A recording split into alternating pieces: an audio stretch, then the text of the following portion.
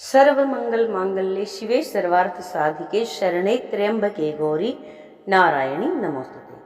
प्यारे भक्तों, आज सुनते हैं दुर्गा सप्तशती का दूसरा और तीसरा अध्याय।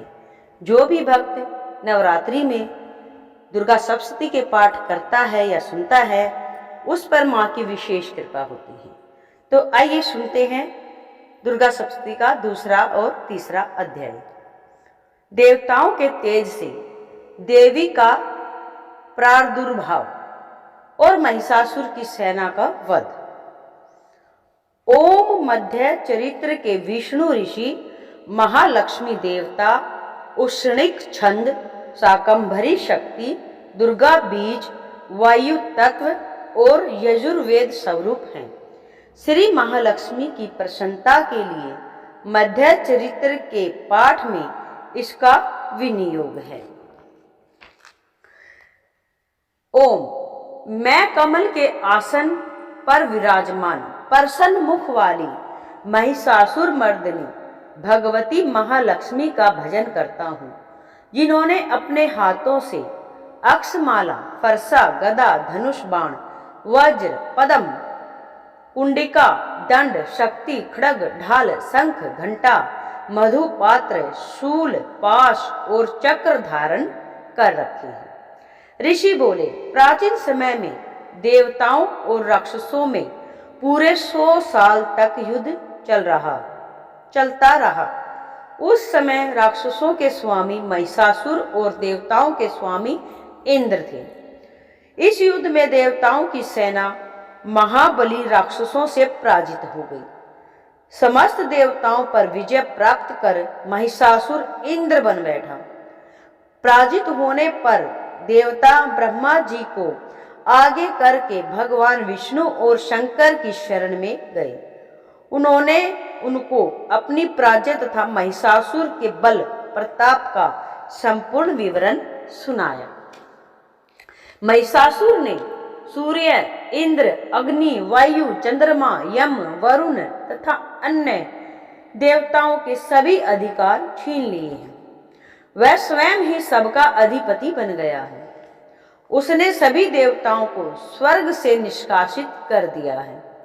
महिषासुर महान दुरात्मा है।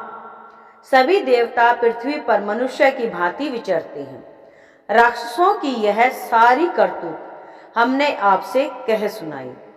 अब हम देवता आपकी शरण में आए हैं। उसके वध का आप कोई उपाय कीजिए। इस प्रकार देवताओं की दीन वाणी सुनकर भगवान विष्णु और भगवान शिव अत्यधिक क्रोधित हुए। उनकी भ्रकुटी तन गई और आंखें लाल हो गई। उसी समय ब्रह्मा, विष्णु जी और शंकर भगवान के मुंह से पूर्ण क्रोध के कारण एक महान तेज प्रकट हुआ। इसी प्रकार अन्य सभी देवताओं के शरीर से भी बड़ा भारी तेज निकला। वह सब तेज मिलकर एकाकार हो गया। महान तेज का एक पुंज ज्वलयमान पर्वत सा जान पड़ा। देवताओं ने देखा, उसकी ज्वालाएं संपूर्ण दिशाओं में व्याप्त हो रही हैं। वह तेज पुंज सभी देवताओं के शरीर से प्रकट होने के कारण उसकी तुलना किसी से भी नहीं की जा सकती थी। एकत्र होने पर वह पुंज एक नारी के रूप में परिणित हो गया और उसके प्रकाश से तीनों लोक भर गए। भगवान शंकर के तेज से उस देवी का मुख प्रकट हुआ।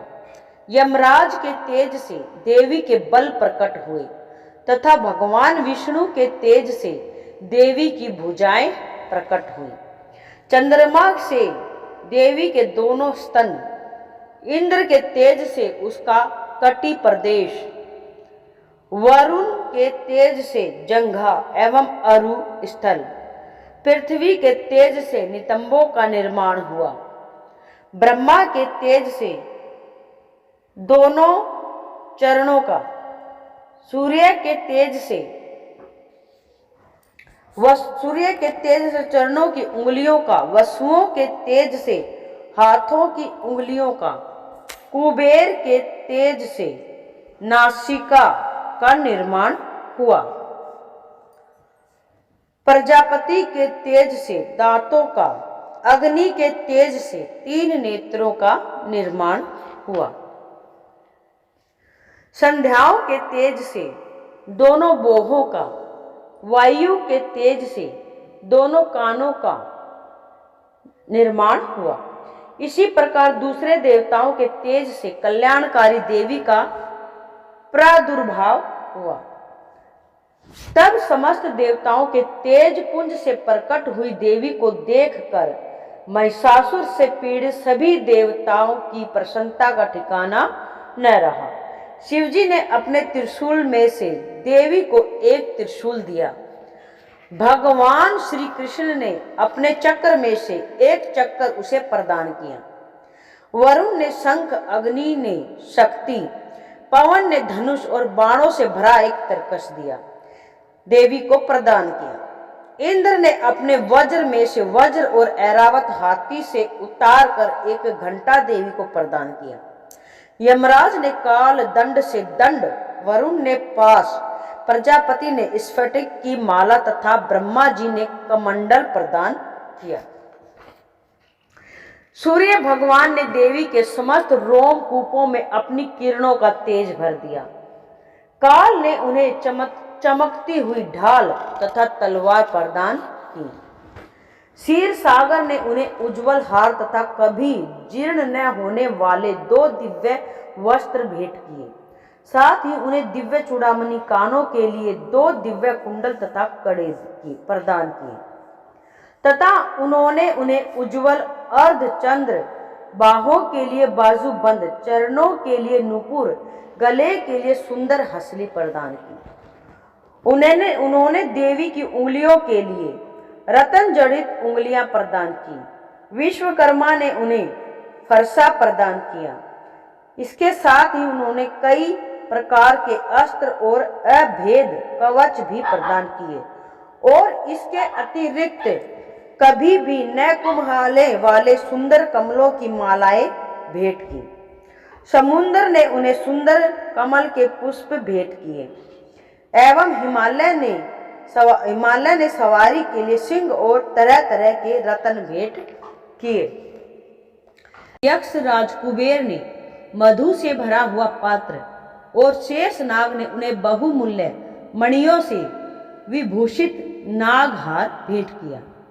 इसी तरह अन्य सभी देवी देवताओं ने भी अनेक प्रकार के आभूषण और आयुध भेंट किए। इस प्रकार सम्मानित होने के पश्चात देवी ने उच्च स्वर से गर्जना की। उनके इस भयंकर नाद से समस्त आकाश और भूमंडल गूंज उठा। देवी के अट्ठास से पृथ्वी कांपने लगी। घोर गर्जना कहीं समा न सकी। समस्त लोग सुभित हो गए। समुद्र में ऊंची ऊंची लहरें उठने लगी, पृथ्वी डोलने लगी, पर्वत हिलने लगे। सब देवता प्रसन्न होकर सिंह वाहिनी देवी की जय जयकार करने लगे। ऋषि मुनि भी भगवती देवी की नम्रता पूर्वक प्रार्थना करने लगे। इसी प्रकार देवी भगवती ने सारे विश्व को भय मुक्त कर दिया। असुर अपनी अपनी सेना को तैयार करके हथियारों सहित लड़ने को उद्यत हो गए। महिषासुर क्रोध में भरकर बोला, यह क्या हो रहा है? इस प्रकार कहकर महिषासुर राक्षसी सेना के साथ उस तरफ दौड़ा जहां पर देवी भगवती अट्ठास कर रही थी। उसी समय उसने तीनों लोकों में व्याप्त देवी भगवती को देखा। महिषासुर ने देखा कि विश्व व्यापिनी देवी भगवती अपने चरणों के बोझ से पृथ्वी को रसातल में दबा रही है और अपने मुकुट से आकाश को छू रही है। उनके धनुष की टंकार से सारा पाताल कंपायमान हो रहा है। महिषासुर ने देखा कि देवी भगवती अपनी सहस्त्रों भुजाओं को संपूर्ण दिशाओं में फैलाई खड़ी थी। इसके पश्चात उनका राक्षसों के साथ युद्ध प्रारंभ हो गया। अनेकों प्रकार के अस्त्रों शस्त्रों से सब दिशाएं उद्भासित होने लगी। महिषासुर की सेना का सेनापति चिक्षुर नामक एक महान असुर था। वह आगे बढ़कर देवी के साथ युद्ध करने लगा।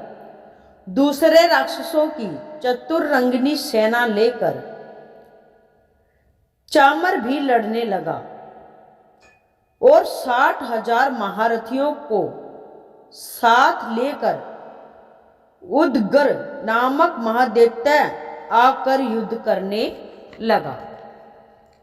महाहनु नामक असुर 1 करोड़ रथियों को लेकर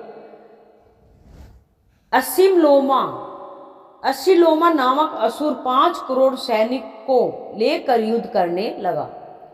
वास्कल नामक राक्षस 60 लाख राक्षसों को साथ लेकर युद्ध में आ डटा। उसके पास हजारों हाथी घोड़ों की अनेक प्रकार की सेना थी। वर्त नामक राक्षस भी 1 करोड़ रथी सेना लेकर युद्ध के मैदान में आ डटा।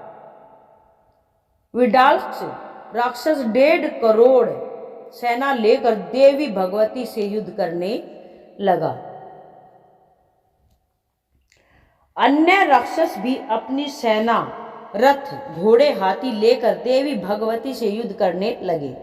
महिषासुर भी देवी भगवती के साथ युद्ध के लिए करोड़ों रथ हाथी तथा घोड़ों की सेना लेकर युद्ध के मैदान में लड़ने लगा। राक्षस सेना तोमर, भिंदीपाल, शक्ति, मूसल, परशु, पट्टिस, खड्ग आदि शस्त्रों से देवी भगवती के साथ युद्ध करने लगी। कुछ राक्षसों ने देवी भगवती पर शक्तियां और पास फेंके। बहुत से राक्षसों ने देवी भगवती को मारने हेतु उन पर तलवार से आक्रमण किया, तो चंडी देवी ने राक्षसों द्वारा अपने ऊपर प्रहार किए गए अस्त्र शस्त्रों को अपने शस्त्रों से साधारण से बच्चे के खेल के समान नष्ट कर डाला। उस प्रकार से चंडी देवी के तेज को देखकर देवता और ऋषियों ने उनकी स्तुति की। चंडिका देवी देवताओं और ऋषियों से उत्साहित होकर अपने अस्त्रों शस्त्रों से राक्षसों को निशाना बनाने लगी। उनका वाहन सिंह भी क्रोध में भरकर गर्दन के बालों को हिलाने लगा। देवी भगवती चंडिका देवी का शोर राक्षसों की सेना में इस प्रकार घूमने लगा मानो वनों की आग फैल रही हो। क्रोधित देवी युद्ध के मैदान में नथुने फुलाकर श्वास छोड़ने लगी। उनकी प्रत्येक श्वास में सैकड़ों हजारों गण पैदा हो गए। उन गणों ने खग, भिंदीपाल, परशु, पट्टिस आदि शस्त्रों से युद्ध करना शुरू कर दिया। देवी भगवती से शक्ति पाकर वे गण राक्षसों का नाश करने लगे तथा कुछ गण नगाड़े तथा शंख आदि बजाने लगे। इस युद्ध रूपी महोत्सव में कुछ गण मृदंग बजाने लगे। तब देवी भगवती ने त्रिशूल, गदा तथा शक्तियों से आक्रमण कर दिया। रणचंडिका देवी ने तलवारों से सैकड़ों असुरों को मौत के घाट उतार दिया। कुछ राक्षसों को घंटों की आवाज से मोहित कर दिया। देवी ने कितने ही राक्षसों को अपने पास में बांधकर घसीट कर मार डाला। अनेकों राक्षसों को उनकी तलवार से मौत के घाट उतार दिया। अपनी तलवार से मौत के घाट मां भगवती ने उतार दिया। देवी भगवती ने बहुत से राक्षसों को अपनी गदा की चोट से भूमि पर सुला दिया। कितने ही राक्षसों को मूसल की मार से घायल कर दिया तथा वे घायल होकर रक्त वमन करने लगे। कितने ही राक्षस शूल से छाती फट जाने कारण पृथ्वी पर लोटपोट हो गई।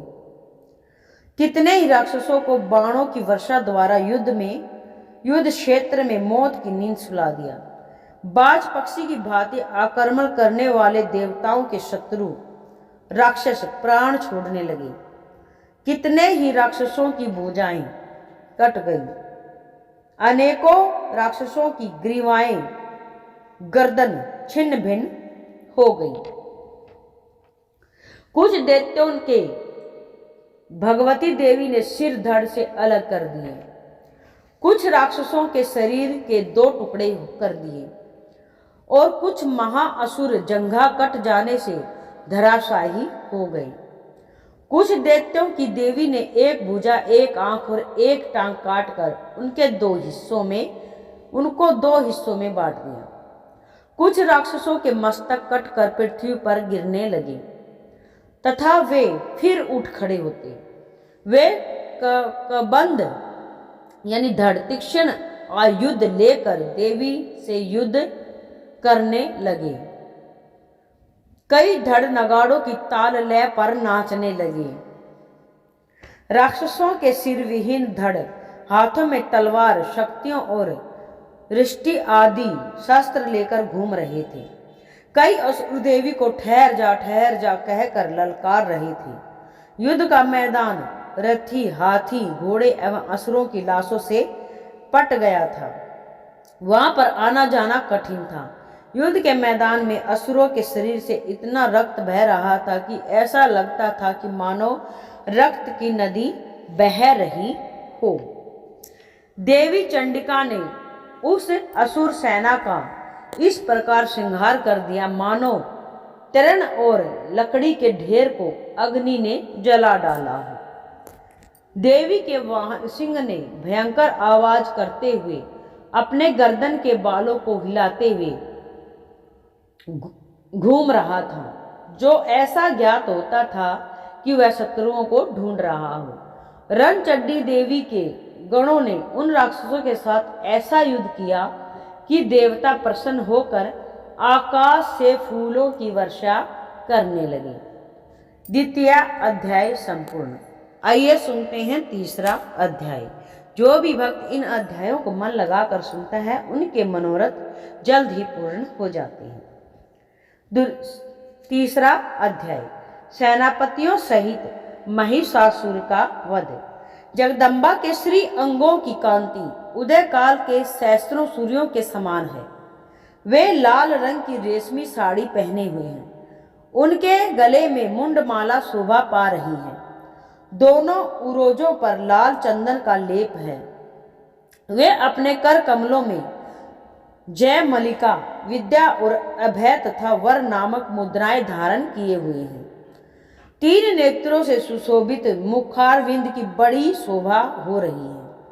उनके मस्तक पर चंद्रमा के साथ ही रतन में मुकुट विराजमान है तथा वे कमल के आसन पर विराजमान है। ऐसी देवी को मैं भक्ति पूर्वक प्रणाम करता हूँ। ओम ऋषि बोले। दैत्यों की सेना को तहस नहस होते देखकर महाराक्षस सेनापति चिक्षुर क्रोध में भरकर देवी भगवती से युद्ध करने के लिए आगे बढ़ा। चिक्षुर युद्ध भूमि में देवी भगवती पर इस प्रकार बाणों की वर्षा करने लगा मानो बादल मेरू पहाड़ के शिखर पर पानी की धारा बरसा रही हो। इस तरह देवी ने अपने बाणों से चिक्षुर के बाण समूह को अनायास ही काट कर उसके सारथी एवं घोड़ों को मार डाला। उसके बाद चिक्षुर के धनुष तथा ऊंची ध्वजा को भी तत्काल काट दिया। धनुष कट जाने पर देवी ने उसके अंगों को अपने बाणों से बींध डाला। धनुष, रथ, घोड़ा तथा सारथी के नष्ट हो जाने पर वह महाअसुर चिक्षुर अपने हाथ में ढाल एवं तलवार लेकर भगवती देवी को मारने हेतु दौड़ा। उस तेज धार वाली तलवार से सिंह के मस्तक पर प्रहार करके बड़े वेग से उसने भगवती देवी की बाईं भुजा पर वार किया। हे नरपनंदन, वह तलवार जब देवी की भुजा पर पड़ी तो वह टूट गई तथा बड़े क्रोध से लाल नेत्र करके राक्षस ने अपना त्रिशूल उठाया। चिक्षुर ने भद्रकाली पर अपना त्रिशूल चला दिया। वह त्रिशूल आकाश मार्ग से गिरता हुआ सूर्य के समान प्रकाशमान दिखाई पड़ा। त्रिशूल को अपनी ओर आते देखकर देवी ने भी अपना त्रिशूल छोड़ा तथा महाअसुर के शूल के टुकड़े 100 टुकड़े कर दिए, साथ ही उसके प्राण भी हर लिए। इस प्रकार चिक्षुर का अंत हो गया। चिक्षुर के मरने पर देवताओं का शत्रु चामर नामक दैत्य हाथी पर बैठकर देवी भगवती से युद्ध करने आया।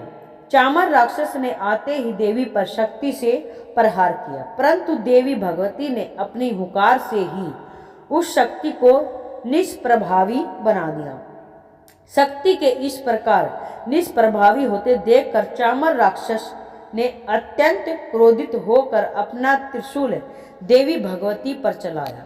देवी दुर्गा ने उस त्रिशूल को अपने बाणों से टुकड़े टुकड़े कर डाला। इसके पश्चात देवी दुर्गा का वाहन सिंह उछलकर हाथी पर बैठ गया और चामर से मल्ल युद्ध करने लगा। देवी का सिंह भी राक्षस चामर लड़ते हुए हाथी पर से पृथ्वी पर आ गिरे तथा दोनों बड़े क्रोध से लड़ने लगे। सिंह बड़े वेग से आकाश की ओर उछला और जब पृथ्वी की ओर आया तो अपने पंजों से चामर का सिर धड़ से अलग कर दिया। क्रोधित देवी दुर्गा ने शिला और वृक्ष आदि की चोटों से उदर्ग नामक राक्षस को मार डाला। उसके बाद कराल नामक राक्षस को दांतों, मुक्कों और थप्पड़ों से मार गिराया। क्रोध में भरकर देवी दुर्गा ने गदा के प्रहार से उद्धत राक्षस को मार डाला। उसके बाद वाष्पल को भिंदीपाल से यमलोक पहुंचा दिया। ताम्र और अंधक को मौत के घाट उतार दिया। 3 नेत्रों वाली देवी दुर्गा ने उग्राशय, उग्रवीर्य, महाहनु नामक के दैत्यों को त्रिशूल से मार गिराया। तलवार से बिडाल नामक राक्षस का सिर धड़ से अलग कर दिया। दुर्धर और दुर्मुख राक्षसों को बाणों द्वारा यमलोक पहुंचा दिया। इस प्रकार जब महिषासुर ने देखा कि देवी ने मेरी सेना को नष्ट कर दिया तो वह भैंसे का रूप धारण करके देवी के गणों को दुख देने लगा। कुछ गणों को मुख के प्रहार से, कुछ गणों को खुरों के प्रहार से, कुछ गणों को पूंछ को घुमाकर तथा कुछ गणों को सींगों के प्रहार से चोट पहुंचाने लगा। किसी को तेज दौड़ाकर, किसी को गर्जना करके, किसी को भ्रमण तथा श्वास की वायु से पृथ्वी पर पटकने लगा। फिर वह देवी के वाहन सिंह को मारने के लिए दौड़ा तो देवी दुर्गा को उस पर क्रोध आ गया। फिर भैंसा बना महिषासुर क्रोधित होकर खुरों से धरती को खोदने लगा तथा ऊंचे पहाड़ों से सिंगों से पत्थर फेंक कर गरजने लगा। महिषासुर के वेग से दौड़ने के कारण पृथ्वी हिलने लगी। पूंछ की फटकार से सागर का जल उछल उछल कर चारों ओर पृथ्वी पर फैलने लगा। हिलते हुए सिंगों के आघात से मेघ खंड खंड हो गए। उसके श्वास से वायु से उड़ते हुए सैकड़ों पर्वत आकाश से पृथ्वी पर गिरने लगी। देवी दुर्गा ने क्रोध में भरे हुए राक्षस को देखा तो उन्हें भी क्रोध आ गया और वह उसको मारने के लिए उद्यत हो गई। देवी ने पास फेंक कर दैत्य को बांध दिया। दैत्य ने बंध जाने पर भैंसे का रूप त्याग दिया।